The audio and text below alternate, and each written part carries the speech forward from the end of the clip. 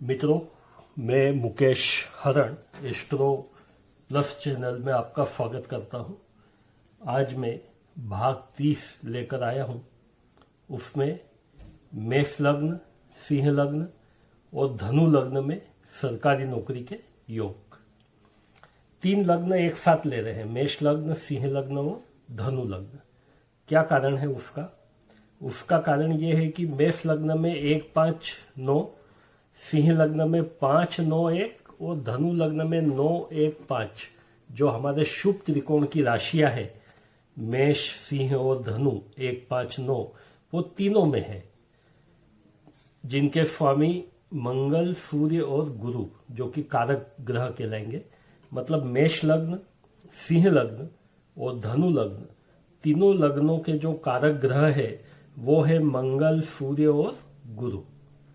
10वें भाव के स्वामी अलग अलग है, लेकिन जो शुभ त्रिकोण के स्वामी है वो एक ही है।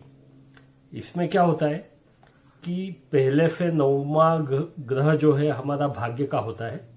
पहले भाव से 9वां भाव जो है हमारा भाग्य का होता है। 9वें से 9वां यानी 5वां भाव भी भाग्य का होता है और 5वें से 9वां यानी कि पहला भाग्य भी भाग्य का होता है। इसलिए 1, 5, 9 ये 3 भाव हमारे शुभ त्रिकोण कहलाते हैं। यहाँ पे जैसे सिंह लग्न है तो 5, 9, 1, यहाँ धनु लग्न है तो 9, 1, 5 ये शुभ त्रिकोण कहलाता है। इनके जो स्वामी है वो हमेशा शुभ फल देते हैं। इसलिए चूंकि इन तीनों लग्नों में हमारे शुभ त्रिकोण की 3 राशियां और उनके स्वामी ग्रह कॉमन है, इसलिए अपन ये तीनों लग्न एक साथ ले रहे। नंबर 2 पे जो हमने सरकारी नौकरी वाला जो एपिसोड हमने किया था उसमें ये बताया था कि हमको इन कारक ग्रहों की महादशा पहले मिलना चाहिए। यदि हमको सरकारी नौकरी करना है तो कारक ग्रहों की दशा हमको 13 वर्ष की आयु से 26 वर्ष की आयु तक या 30 वर्ष की आयु तक प्राप्त होना चाहिए।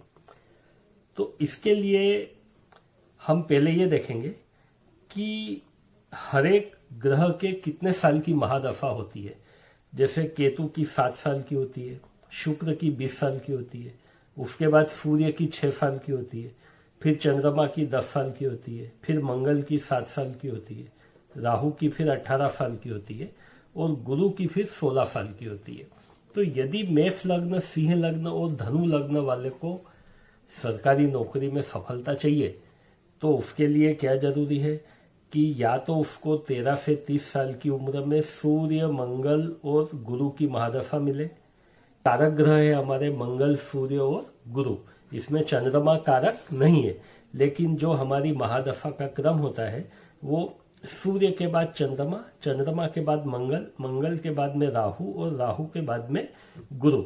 यानी कि हमको जो जॉब करने की उम्र है उसमें हमको या तो सूर्य की महादशा मिले 6 साल की 20 से 26 साल की उम्र तक, या मंगल की महादशा हमको मिले 20 से 27 साल की उम्र तक, या गुरु की महादशा हमको 16 साल की मिले 15 साल की उम्र से 30 साल की उम्र तक।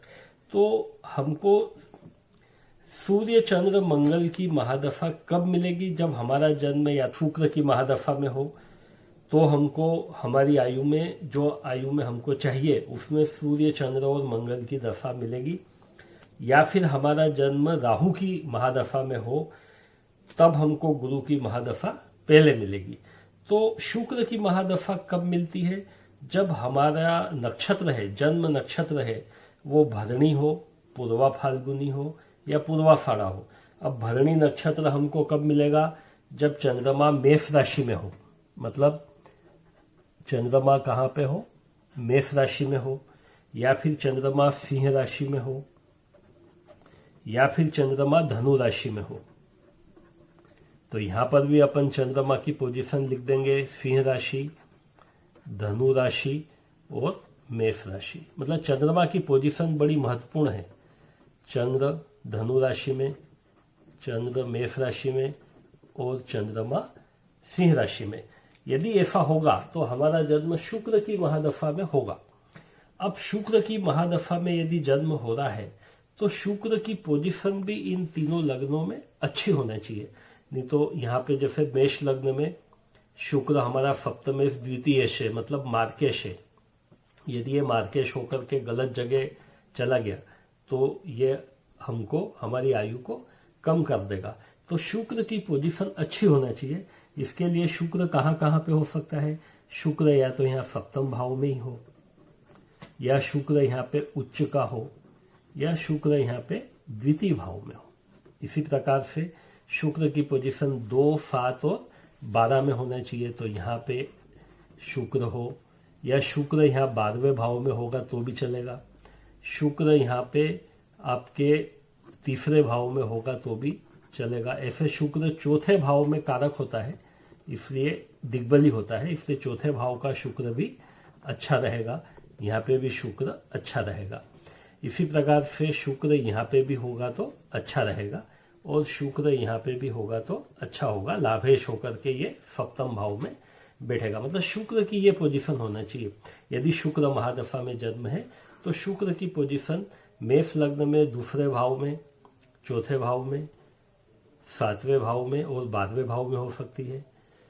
यदि सिंह लग्न है तो शुक्र की पोजीशन तीसरे भाव में, चौथे भाव में, 7वें भाव में और 10वें भाव में और 12वें भाव में हो सकती है।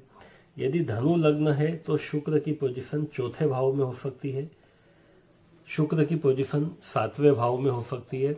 शुक्र की पोजीशन 11वें भाव में हो सकती है, और शुक्र की पोजीशन यहाँ पर भी 12वें भाव में हो सकती है। मतलब शुक्र तीनों लग्नों में 12वें भाव में होगा तो शुभ परिणाम हमको देगा। 7वें भाव में होगा तो शुभ परिणाम देगा। चौथे भाव में होगा तो भी शुभ परिणाम हमको देगा। तो शुक्र की महादशा यदि पहले मिले तो शुक्र की ये पोजीशन होना चाहिए। उसके बाद हमको सूर्य की महादशा मिलेगी, चंद्रमा की महादशा मिलेगी। तो चंद्रमा तो हमने पहले ही अच्छी पोजीशन पे लिखा है, शुभ त्रिकोण में है, मेष राशि, सिंह राशि और धनु राशि में। इसी प्रकार से यदि राहु की महादशा में जन्म हो रहा हो तो आद्रा नक्षत्र में जन्म होना चाहिए, स्वाति नक्षत्र में जन्म होना चाहिए और शतभिषा नक्षत्र में जन्म होना चाहिए। तो राहु की महादशा के बाद में हमको गुरु की महादशा मिल जाएगी। तो राहु की महादशा में यदि जन्म हो तो कब होगा? जब चंद्रमा या तो मिथुन राशि में हो, चंद्रमा कहाँ पे हो? मिथुन राशि में हो, या चंद्रमा तुला राशि में हो, या चंद्रमा कुंभ राशि में हो। मतलब 3 नंबर में चंद्रमा हो, या चंद्रमा 7 नंबर में हो, या चंद्रमा 11 नंबर में हो। इसी प्रकार से यहाँ पे भी लिखेंगे चंद्रमा 3 नंबर में हो, चंद्रमा 7 नंबर में हो, या चंद्रमा 11 नंबर में हो।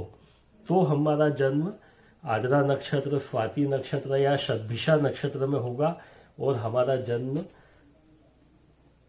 होते ही हमें राहु की महादशा मिलेगी। उसके बाद हमको राहु की महादशा लगभग 18 साल की होती है। उसके बाद हमको गुरु की महादशा मिलेगी, जिसमें हमको सफलता प्राप्त होगी। अब एक और चीज अपने को ध्यान देना चाहिए कि अब हमने चंद्र, शुक्र और राहु की दशा को तो देख लिया। राहु कहाँ पे होना चाहिए? इस पत्रिका में, इस पत्रिका में, इस पत्रिका में राहु कहाँ पे होना चाहिए? क्योंकि यदि राहु की महादशा पहले मिली और यदि राहु हमारा अच्छी पोजीशन पे नहीं है तो बहुत ज्यादा नुकसान कर सकता है। तो राहु हमारा या तो तीसरे भाव में हो तो बहुत अच्छा रहता है, या हमारा छठे भाव में हो, या हमारा 11वें भाव में हो। मतलब राहु की पोजीशन होना चाहिए तीसरे भाव में, छठे भाव में या 11वें भाव में। राहु की पोजीशन होना चाहिए या तो तीसरे भाव में, या छठे भाव में, या 11वें भाव में।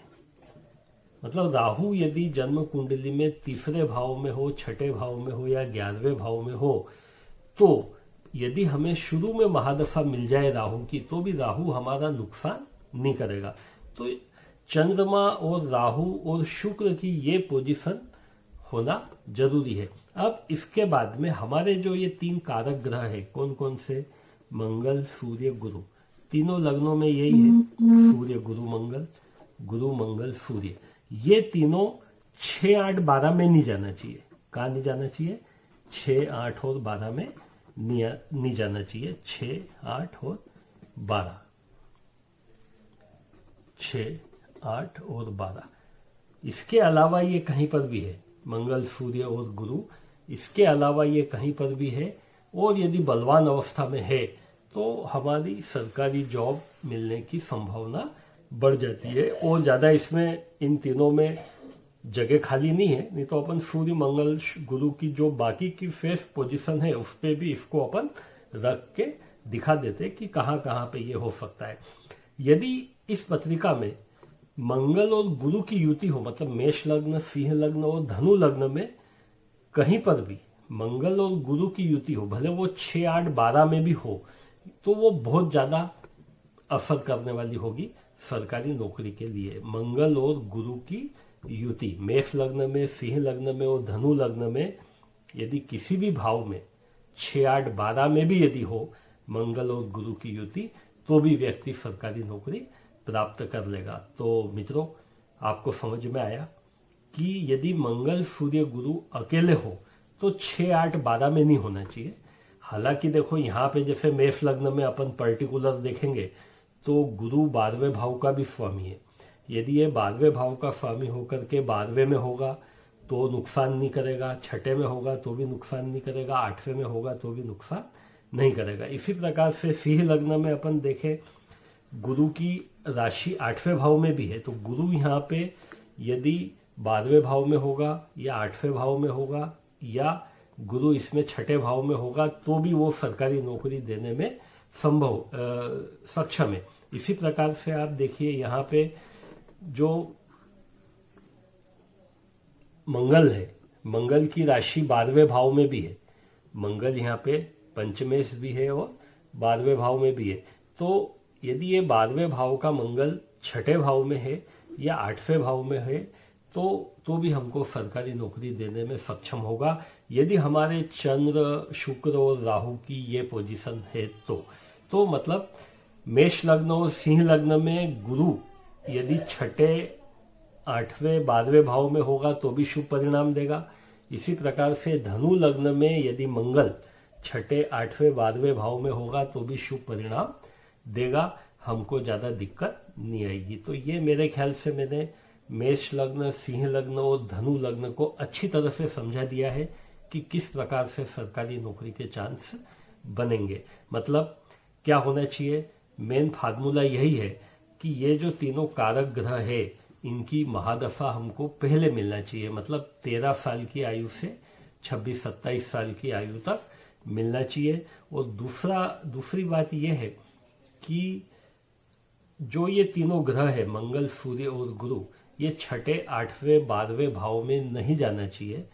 हाँ, मेष लग्न में और सिंह लग्न में यदि गुरु 6, 8, 12 में जाएगा तो भी वो सरकारी नौकरी दिलवा सकता है। और मंगल यदि 6, 8, 12 भाव में जाएगा धनु लग्न में तो भी वो सरकारी नौकरी दिलवा सकता है। कारण क्या है, क्योंकि मेष लग्न में गुरु 12वें भाव का भी स्वामी है, सिंह लग्न में गुरु 8वें भाव का भी स्वामी है और धनु लग्न में मंगल 12वें भाव का भी स्वामी है। तो इन चीजों का ध्यान रखते हुए यदि हम पत्रिका देखेंगे तो हमको ये सुनिश्चित पता लगेगा कि मेष लग्न, सिंह लग्न और धनु लग्न का व्यक्ति सरकारी नौकरी प्राप्त करेगा या नहीं करेगा। और मैं एक बात बताना चाहता हूं कि यदि व्यक्ति की इच्छा सरकारी नौकरी प्राप्त करने की नहीं है और व्यापार में सफलता पाने की है, और यदि उसकी ये पोजीशन है जन्म कुंडली की, मतलब मेष लग्न, सिंह लग्न, धनु लग्न में यदि ये वाली पोजीशन उसकी बन रही है तो वो जो चाहेगा उस काम में उसको सफलता मिलेगी। मतलब यदि वो व्यापार भी करना चाहेगा तो भी उसको सफलता प्राप्त होगी, यदि वो नौकरी करना चाहेगा तो भी उसको सफलता प्राप्त होगी। तो मित्रों, व्यक्ति की इच्छा क्या है ये बहुत ही महत्वपूर्ण है कि वो क्या करना चाहता, मतलब वो जो भी काम करना चाहेगा उसको कैरियर में सफलता प्राप्त होगी। तो धन्यवाद। तो मित्रों, यदि आपको चैनल पसंद आया हो तो आप लाइक करें, शेयर करें, सब्सक्राइब करें। धन्यवाद।